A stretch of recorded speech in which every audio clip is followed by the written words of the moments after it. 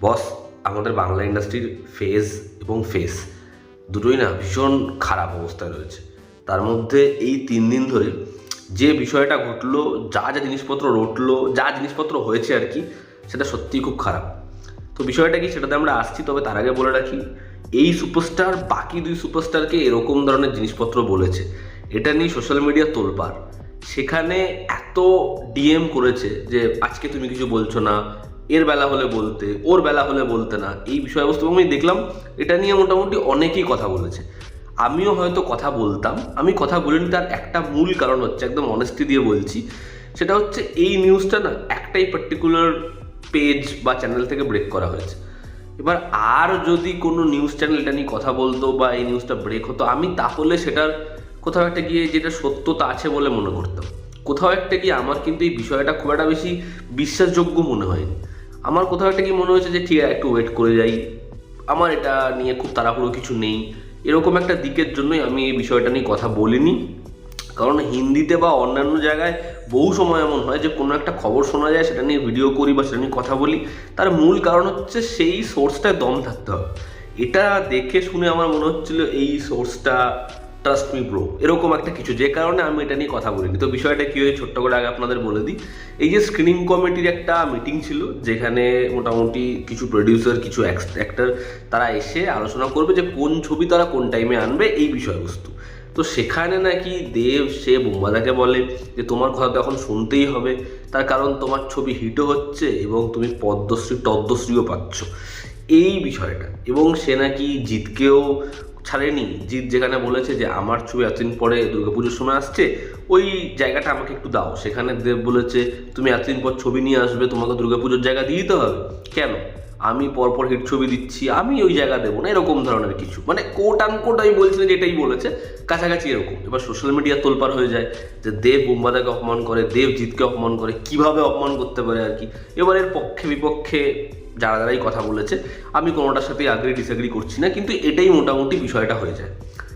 এবার তারপর যেটা হয় সেটা হচ্ছে বুম্বাদা সে দেবের সাথে ছবি দিয়ে জানায় যে তুই বাড়িতে এসছিস, যদি কোনো সমস্যা হয় বাড়ির বড়দেরই ঠিক করে নিতে হয়, খুব ভালো লাগলো এই।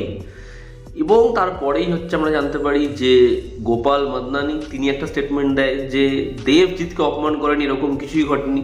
বরঞ্চ যখন ক্ল্যাশের কথা আসে সেই সময় দেবজিৎকে জানায় যে আমাদের দুজনের যদি ছবি দুর্গাপুজোয় আসে, সেটা নিয়ে আমরা অন্য কোথাও কথা বলে নিজেরা শর্ট আউট করে নেব। এবার এই হচ্ছে পুরো বিষয়।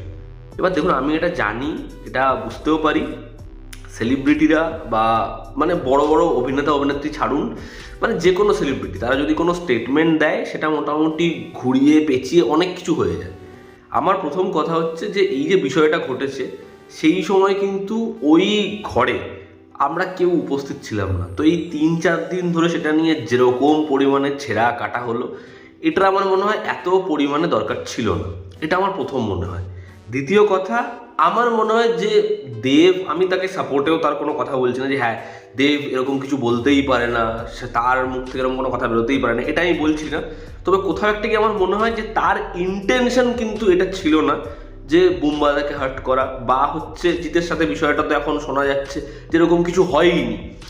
হয়তো কোনো কথা এমন বলে ফেলেছে যেটাতে হয়তো বুম্বাদার খারাপ লেগেছে, যে কারণেই হয়তো বুম্বাদার পরবর্তী সময় পোস্টটা, এবার তাদের মধ্যে সমস্যা হয়েছে, তারা বিষয়টা মিটিয়েও নিয়েছে। এটা নিয়ে এত বড় মানে একে কি করে এটা বললো, কারণ এটা তো পাবলিক ফোরামে এসে বলেনি বা কোথাও গিয়ে বলেনি, তাদের মধ্যে 4 দেওয়ালের মধ্যে সমস্যা হয়েছে, 4 দেওয়ালের মধ্যে ওটা মিটে গেছে। আমার মনে হয় এটাকে এভাবেই ডিল করা উচিত। আমাদের কি কারোর সাথে সমস্যা হয় না? সমস্যা হয়, সেটা সেখানেই ভালো যদি আমরা মিটিয়ে নিই। তারা তো এটা পাবলিক ফোরামে কিছু বলেনি, তাদের মধ্যে সমস্যা হয়েছে, পরবর্তী সময় মিটিয়ে নিয়েছে। আমার কোথাও একটা কি মনে হয় যে এটা হয়তো খুব ইয়ার্কির ছলে বিষয়টা হয়েছে, কিন্তু হয়তো সেই সময় কারো খারাপ লাগতে পারে, খারাপ লেগেছেও হয়তো, পরবর্তী সময় সেটা শর্ট আউট করে নিয়েছে। আমার মনে হয় যে এটা মিন করে খুব বলা কথা নয়। আর এখানেই হচ্ছে প্রসেনজিৎ চ্যাটার্জি, দেখুন তিনি পদ্মশ্রী পেয়েছেন, আমি এটা নিয়ে কথা বলেছি এর আগে, এবং তিনি কতটা মানে যোগ্য, তার মতো অ্যাক্টর। এবং এই যে সে বলে যে আমি টলিউডের জ্যেষ্ঠ পুত্র, এই কথাটা যে সে বলে, আমি একটা বিষয় না তার সম্পর্কে বলি, সেটা হচ্ছে এই যে তার ছবি আসলো হচ্ছে রিপাবলিক উইকেন্ডে বিজয়নগরের হিরে, সেটা গত বছর সব থেকে আগে অ্যানাউন্স হয়েছিল ক্রিসমাসে আসবে। এবার যখন ক্রিসমাসে কোন বাংলা ছবি আসবে, কাকে ডেট দেওয়া হয়, সেখানে কিন্তু সবার আগে বিজয়নগরের হিরেকে লক করা রয়েছে যে এই ছবিটা ক্রিসমাসের টাইমে আসবে। সেখান থেকে নিজে বলছে যে তোরা রিলিজ ডেট নিয়ে সমস্যা তো ফেস করিস না, আমি সরে যাচ্ছি। এবার সে নিজেও হয়তো জানে যে বিজয়নগরের হিরে ক্রিসমাসে আসলে সেই টাইমটা সিনেমা দেখার টাইম, বাচ্চারা সিনেমা দেখতে যাবে ফ্যামিলির সাথে, সব থেকে বেশি তার ছবির লাভ হবে। বাট সে নিজের ছবিটাকে সরিয়ে নিচ্ছে যে না ভাই, ঝামেলা করার দরকার নেই, আমি সরে যাচ্ছি। এবং প্রসেনজিৎ চ্যাটার্জির কি ফিল্মোগ্রাফি, সে কিরকম অভিনয় করে, পারফর্মার হিসেবে কেমন, সেটা আমরা জানি। এবং এই যে সমস্যা, সেটাই যদি মানে এমন কিছু হয়েও থাকে যে তার কিছু খারাপ লেগেছে, সে কিন্তু ওটাকে এই কাজের স্বার্থে বা ঠিক আছে ভাই এই ঝামেলাটাকে না টেনে নিয়ে গিয়ে সেটাকে শেষ করছে। এবং পরবর্তী সময়ে দেব তো বলেছেই যে মানে আমার সাথে তার সম্পর্ক খারাপ হবে না। আমি এখানে কারো ফরে কথা বলছি না, আমি খালি এটাই বলছি যে এরকম ধরনের সমস্যা কিন্তু আমাদের নিজেদের বাড়িতেও হয়, আমাদের কর্মক্ষেত্রেও হয়। এমন কিন্তু না যে আমরা কেউ যারা এটা নিয়ে জাজ করছি, যারা এটা নিয়ে কথা বলছি, আমরা কোনো সমস্যাতেই থাকি না। তারা আজকে এই বিষয় নিয়ে অপিনিয়ন দিচ্ছি, জাজ করছি, দু কলম লিখে দিতে দুবার ভাবছি না। মানে সে হয়তো কিছুক্ষণ আগে অন্যের কমেন্ট বক্সে গিয়ে এমন ঝাঁঝালো বক্তব্য দিয়ে এসেছি, তার পূর্বপুরুষ স্বর্গ থেকে জলপান করে খাচ্ছে। তো এটা না মানে ওরকমভাবে জাজ করার আমরা কেউ নই। তাদের সমস্যা হয়েছে, একজন সুপারস্টার তার সাথে অন্য দুজন সুপারস্টারের বা কোনো একটা বিষয় হয়েছে, সেটা মিটে গেছে। এটা নিয়ে এখনও যেরকমভাবে পোস্টমর্টম চলছে, এবার থামা ভাই। আর দেবের সাথে জিতের যে বিষয়টা, দেখুন আমার মনে হয় এর থেকে ভালো কিছু হয়ই না যদি দেব এটা জিতকে বলে থাকে যে আমাদের দুজনের ছবি যদি একসাথে আসে তাহলে সেটা আমরা নিজেদের মধ্যে শর্ট আউট করে নেব।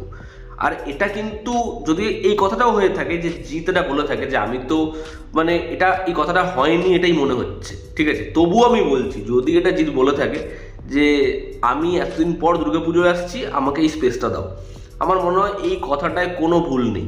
তার কারণ জিদ্দা এমন একজন ব্যক্তি, আপনি দেখুন এই রিসেন্ট টাইমসে যে কোনো হিরো, যে কোনো অ্যাক্টরের অ্যাগেনস্টে টলিউডে কিন্তু একটা কন্ট্রোভার্সি পাবেন।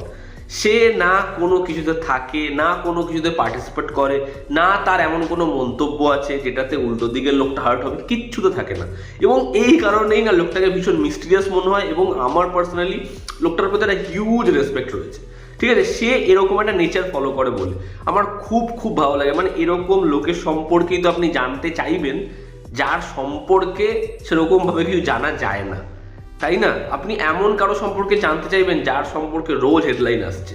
তো যেটা আমার ক্ষেত্রে হয় আমি বলছি, তো সে কিন্তু যদি এরকম কিছু বলেও থাকে সেটাতে কোনো ভুল নেই, মানে কোনো ভুল আমি দেখি না। আর দেবের দিকটা যেটা, সেটা তো জিতের ভাই নিজেই বলছে যে দেব জিতকে অপমান করে কোনো কথা বলেনি, উল্টে বলেছে যে আমরা যদি একসাথে ছবি আনি তো সেটা আমরা দেখে নেবো। এবং আমার যতদূর মনে হয় কিশমিশ হোক, রাবণ হোক, সেই সময়েও এরকম ধরনের জিনিসপত্র বলেছিল যে শো যদি শেয়ার করতে হয় আমরা দুজন শো শেয়ার করবো, হিন্দি ছবির সাথে শো শেয়ার করবো না, দেবজি দুজন এটা বলেছিল। তো যদি সেরকম পিকচার দেখা যায় তাহলে এর থেকে ভালো কিছু হয় না।